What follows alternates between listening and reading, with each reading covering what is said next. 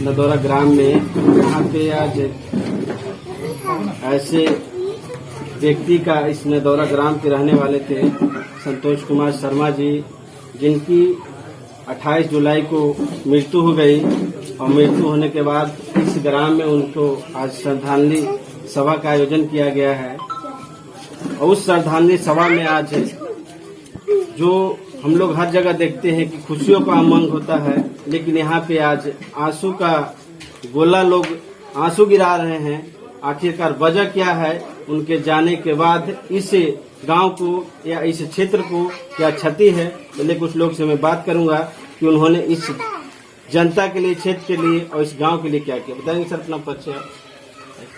मेरा नाम शैलेश कुमार है। बगल के ही गांव मंझियावा से हम आते हैं। वैसे तो श्रद्धांजलि मृत्यु के बाद काफी दुखद एवं मार्मिक क्षण होता है। हम सभी कुर्था विधानसभा के लोग यहाँ पर अश्रुपूर्ण विदाई देने के लिए आज आए हैं।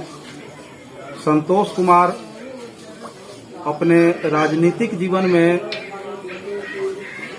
इस क्षेत्र के लिए कोई ऐसा गांव नहीं, प्रखंड का कोई ऐसा चौराहा नहीं इनका कार्य का बोर्ड नहीं लगा हुआ है।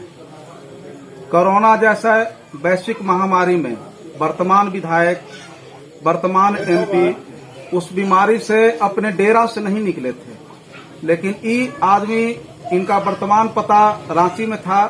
रांची से सप्ताह में आना, पूरे क्षेत्र में भ्रमण करना, हर गांव में मास्क सैनिटाइजर घुमाना।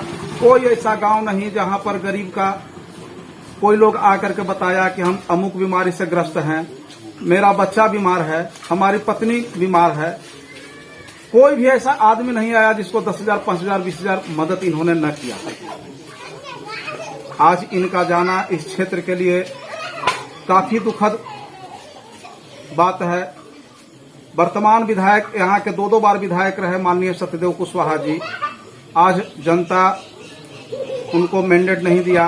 वर्तमान विधायक हैं हमारे, एक बार भी किसी गांव में भ्रमण कर करके लोग कैसे जी रहे हैं, क्या है, क्या आपकी स्थिति है, आप मर रहे हैं, जी रहे हैं। लेकिन यह आदमी विधायक न होते हुए भी मैं अपने राजनीतिक जीवन में इस तरह का समाज से भी मैंने नहीं देखा। ये देखिए, जो मझियावा के रहने वाले हैं शैलेश जी, जिन्होंने आपको बताया, ये ऐसे व्यक्ति थे जिन्होंने अपने माध्यम से क्षेत्र में कुछ भी होता था तो रांची से चलकर इस क्षेत्र में आते थे और समाज के लिए उन्होंने ये नहीं देखते थे कि 12 बजे रात है या दिन है, सेवा करने का काम किया कि और यही का वजह है कि आज इस क्षेत्र के लोग उनके लिए आंसू बहा रहे हैं, क्योंकि उनकी क्षति बहुत ही निंदनीय है। वो इस क्षेत्र में अभी जिंदा होते तो बहुत उम्मीदें थी जनता को कि उन्होंने इस क्षेत्र का विकास करने में हम भूमिका निभाए थे, आने वाले समय में निभाते। कुछ और लोग हैं, उनसे बात करूंगा। गार्जियन हैं और एक साथी हैं, सर बताएंगे इनकी जो आज श्रद्धांजलि सभा है, इनके जाने के बाद इस क्षेत्र को क्या क्षति हुआ है। मेरा नाम राहुल भट्ट, मैं बगल के गांव लारी का रहने वाला हूँ। भारतीय जनता पार्टी के मैं जिला मंत्री के दायित्व में हूँ। इस व्यक्तित्व के बारे में क्या पता है? सूरज को जैसे दीपक दिखाने का बात है, उसी तरीके से इनके महान व्यक्तित्व पर अगर प्रकाश डाला भी जाए तो कम पड़ेगा। ये गरीबों के मसीहा थे, शोषित, वंचित, पीड़ित, दलित, अगड़ा पिछड़ा, दलगत राजनीति से ऊपर उठ करके सोचने वाले ये व्यक्ति हैं। और इनका जाना केवल नदौरा के लिए ही, कुर्था प्रखंड के लिए ही, कुर्था विधानसभा के लिए अपूरणीय क्षति है।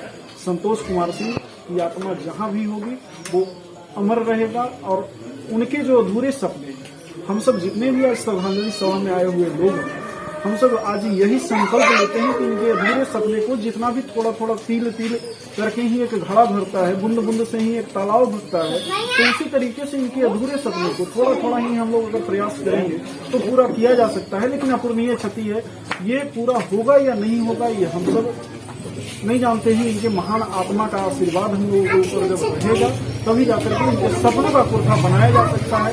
ये कुर्था को एक मॉडल विधानसभा, कुर्था प्रखंड को एक मॉडल प्रखंड और नगौरा को एक मॉडल विलेज के रूप में स्थापित करने का इनका विजन था।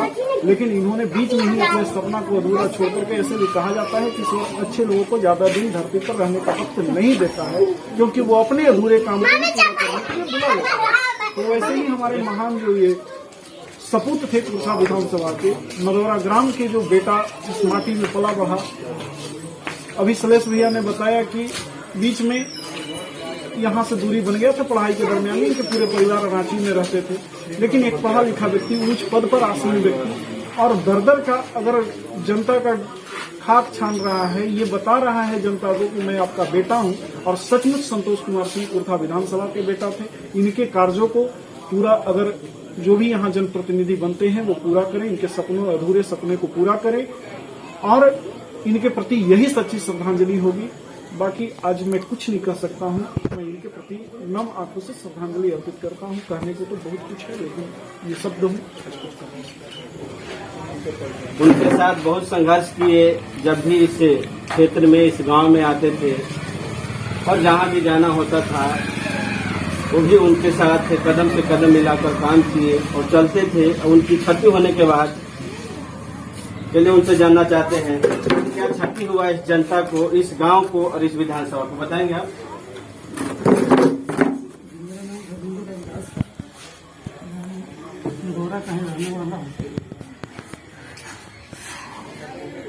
ये आप देख सकते हैं, जो इनकी आंखों से आंसू बह रही है, इससे स्पष्ट होता है कि इनको अकेला छोड़कर वो चले गए और इन्होंने उनके साथ बहुत मेहनत किए हैं। जब भी आते थे इस धरती पे तो दिन रात मेहनत करते थे। कुछ भी बोलिए उनके बारे में आप।